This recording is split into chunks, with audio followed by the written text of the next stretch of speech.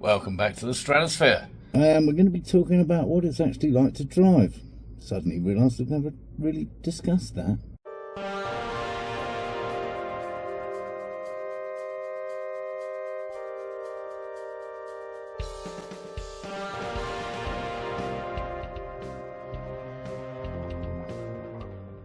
I know, I've never really talked about it, have I? Well, not in any detail at least. And first up, getting in and fitting in.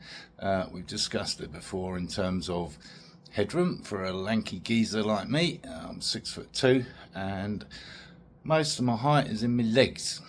So this does have the optional floor drop, as you can see there, that silver piece, which drops the seat 2 inches lower, which gives you more headroom, but not more legroom.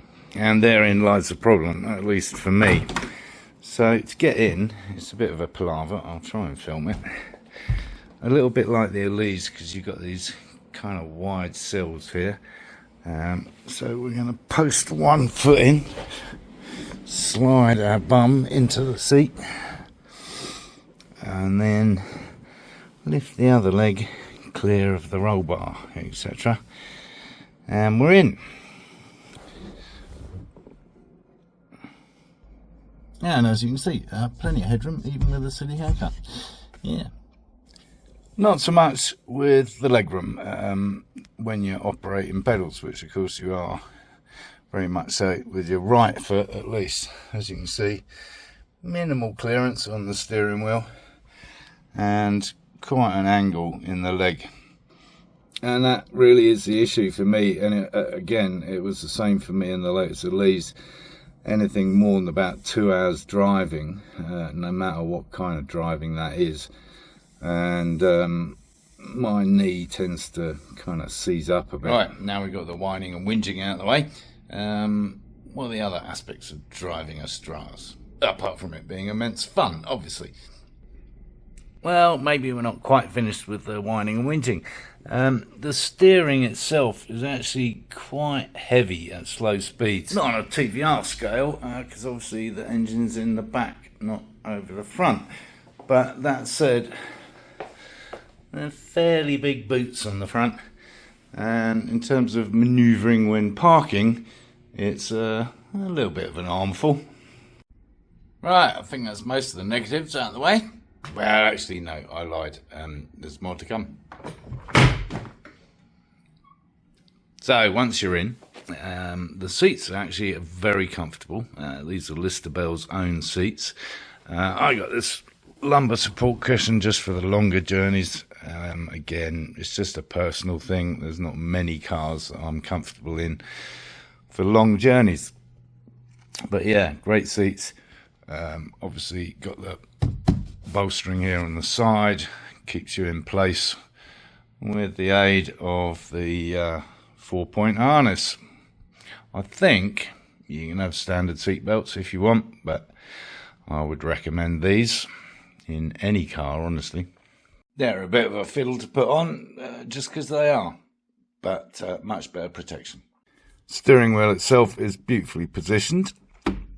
And whilst I'm not a fan of long gear shifts per se, the advantage of this is that it's right there next to your hand on the wheel. So minimal movement to get to the gear shift. We'll come back to the actual shifting later. And obviously the pedals, perfectly positioned for heel and toe, as you would expect. The gauges themselves, as you may have seen in a previous video when we were kind of rearranging everything, your view is relatively limited by the wheel itself. So hence the rev counter on the left and the speedo on the right. And as you can see, you can't really see anything between 0 and 60 miles an hour without just peeking your head round the corner.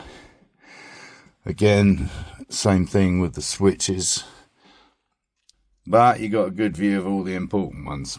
Yeah. And the rear view, out the rear view mirror, is actually better than you might expect. so you can see pretty clearly out of that.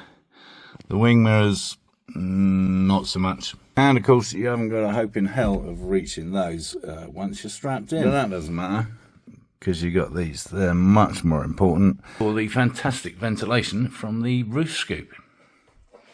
And what of the driving itself? Well, of course, it's immense fun, but it's also hard work, I have to tell you. This is not a Grand Tourer, it's not even a sports car. It's pretty much a race car for the road, and it's like driving a race car, which is hard work, and of course rewarding at the same time. The steering is very quick and instantly responsive to the slightest input, and the feedback is, as you'd expect, sublime. You can feel everything that the wheels are doing, everything about the road underneath you, which kind of takes us on to the ride itself. Yeah, it's harsh, it's bumpy, a little bit noisy. Again, this is essentially a race car. That said, and it might be specific to the setup that I have, i.e. the Alfa 164 transmission with the 5-speed box, it will quite happily cruise on the freeway for hours on end.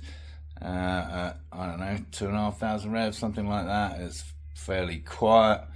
It does tramline a bit, thanks to the big boots again. And talking of transmission, yeah, then there's the gear shift, which of course is this cable mechanism, the likes of which I'd never come across before. And it's quite mesmerising to watch it in action. I'm not quite sure how to describe it, honestly, whether it's vague or precise. One has to be very precise with the gear change, and if you try and do it too fast, you end up with a box of neutrals. It's really the shifts across the gate, so second to third and fifth to fourth is a bit tricky. Third to second's all right. If you're going to the extreme, i.e. fifth or back to second, then it's okay, but whenever you're kind of faffing around in the middle, across the gate, then it's a little bit tricky, I have to say. Something not to be rushed. The handling is, as you'd expect, superb, obviously. Phenomenal grip, cornering ability, etc, etc. Now, of course, this is potentially because I've got super sticky tyres on there. They are actually not road tyres. They're track tyres, because it was the only set that I could get that matched the Lister Bell criteria at the time. So whenever I've pushed it, it's been on tarmac with warmed up tyres, fairly sticky, and no hint of that Widowmaker back end coming round on me.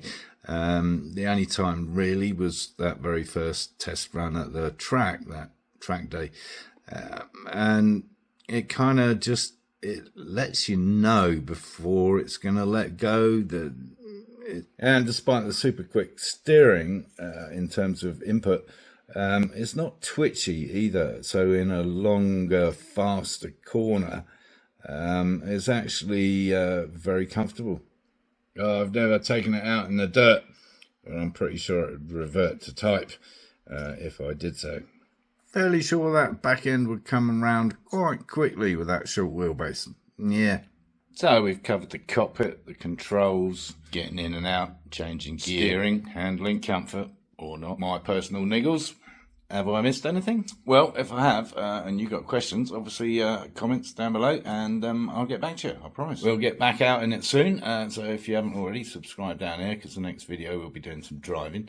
If you thought this video was any good, give it a thumbs up, it all matters, so much appreciated. And of course, encourage others to watch my lunacy.